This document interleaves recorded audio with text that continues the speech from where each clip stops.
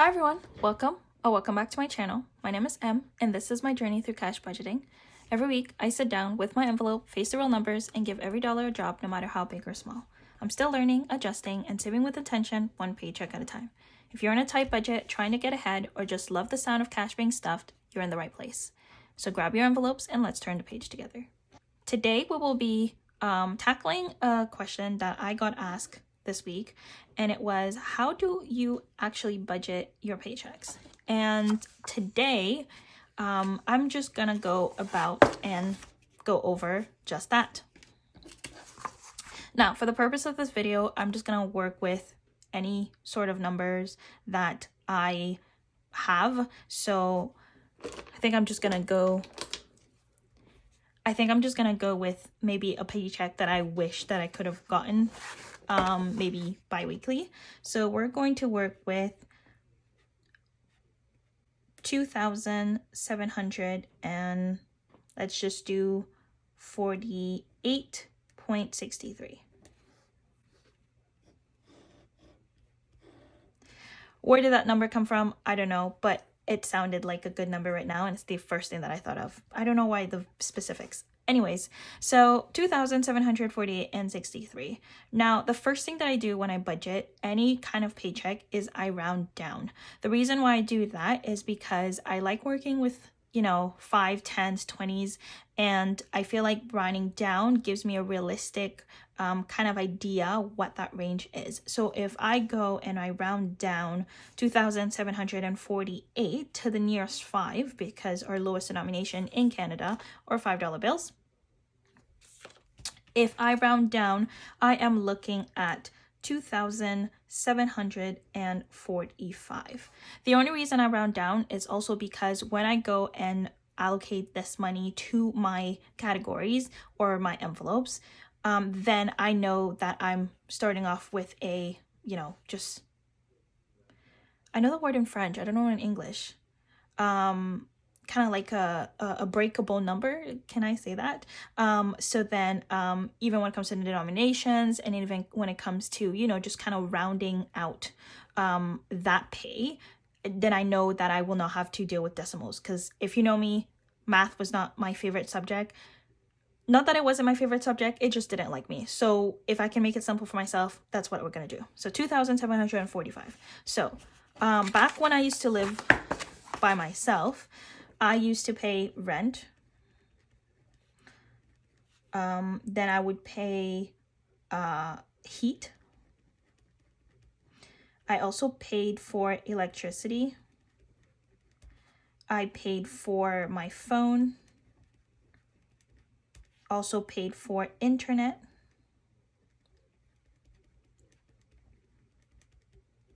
And parking.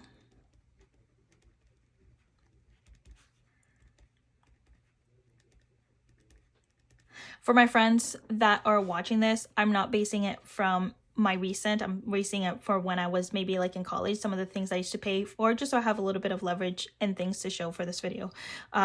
So rent used to be $1,200.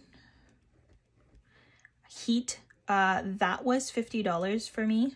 Oh, I remember those times. Electricity was also, I believe it was like 76 point something. Phone was 135. Internet was 101, that I remember, and parking was 50. Now, what I also do with my bills is that I also tend to round up. So I round down my paycheck and I round up my bills. With that, I also had my credit cards that I was paying. This one varied to 165 to 177 per month. The other credit card, I believe, was 262 to 356. So these were some other things that I would pay with that kind of thing. So by rounding up, rent 1,200 becomes 1,200. 50 kind of stays the same. 76, we're actually gonna bring it to 80. 135 remains 135. 101 becomes 105 by rounding up. 50 stays 50. Now let's just take a clean cut and just do 170 for one card, and then we'll do 265 for the other. Now, the reason why I increase my bills, and I still do this till this day, is because it's also creates a buffer for me. So whenever I put money onto that account or that credit card, I'm increasing the fare. It's also making sure that I'm also paying just a little bit of above the amount needing, especially when it comes to my credit card. But when it comes to my bills, when I'm putting that money into an account, it can start generating some kind of buffer. Because let's say for the electricity, if it only takes 76 and I'm putting 80, that's $4 that I'm just putting away technically every month. And then maybe after 6-7 months, that $4 turns into 25, 30, and then so far so on. Then over time, I will have that 76. Yes, it's going to take a long time, but over time I will have that 76. That's kind of like the mindset behind it, because what I was finding is that sometimes, let's say, and it happens to me often, let's say electricity, especially during the winter season, tend to be a little bit higher. It wasn't electricity, sorry, it was heat. Every time it was winter, the heat was always higher. So sometimes last minute, I would try to find where I could find that extra $10, $15 to kind of add it there. But when I, have my bills account that I just keep sending the higher denomination, sometimes I have that buffer already in the account. And then when I'm going over my statements and I can see, oh, something increased, then I can pre-plan it for maybe the coming period or the next period. But always increasing my bills to the nearest 5, nearest 10, whatever works for you, has helped me immensely, especially when something kind of deviated or increased last minute on me and I wasn't aware. Now, for that as well, I do have a separate bank account that only caters to bills. Whenever I get paid in an account separate from everything else. Then I have an account specifically, a checking account specifically for bills. So whenever I'm paying either, my phone comes out of my credit card, but whenever I'm paying like rent, that's a specific checking account. And then within that same checking account, anything that I cannot pay with my credit card will be coming out of that. So sometimes when something changes, modification needed, then I know that that account is strictly for bills, and all of that buffer. Sometimes if I have enough, I just take that money out or I put it in a high yield savings account. I believe in 2024, I actually managed to have a buffer of close to $200 because when I take my phone, because I didn't have, my credit card wasn't good. When I used to pay my phone was 135, I believe.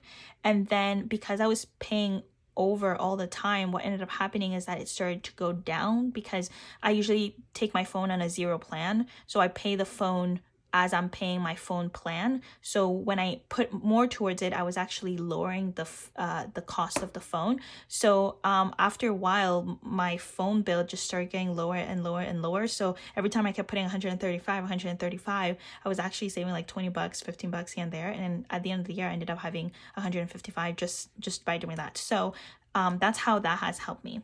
So let's just go ahead and just add all this up and see what we're working with.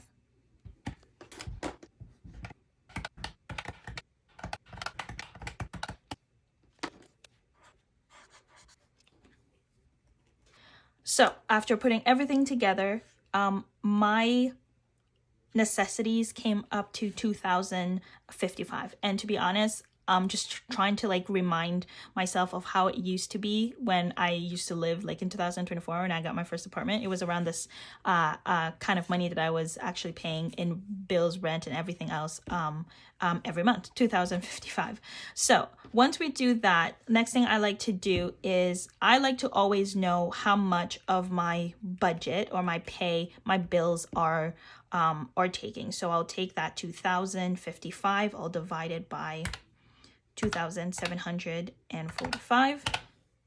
So right now, with this kind of things that I would need to pay on that budget, that's already 74.8, so 75% of my paycheck is going into bills and necessity, which is really high. I'm not going to lie to you. Now that I'm thinking about it, I was wondering why I always needed like a second or third job. It was really high, but you know, it is what it is. Sometimes I think last year I got a paycheck and it was like 85% of my pay that just went into bills. It hurt, absolutely killed, but it is what it is.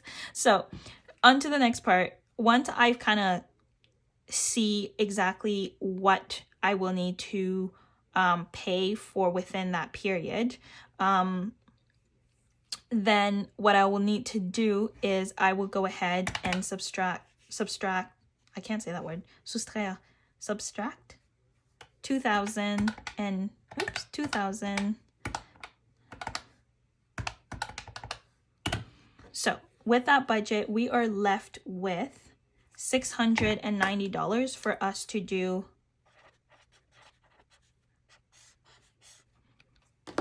$690 for us to do basically anything. So this would be money that I would add to my low priorities, my sinking funds,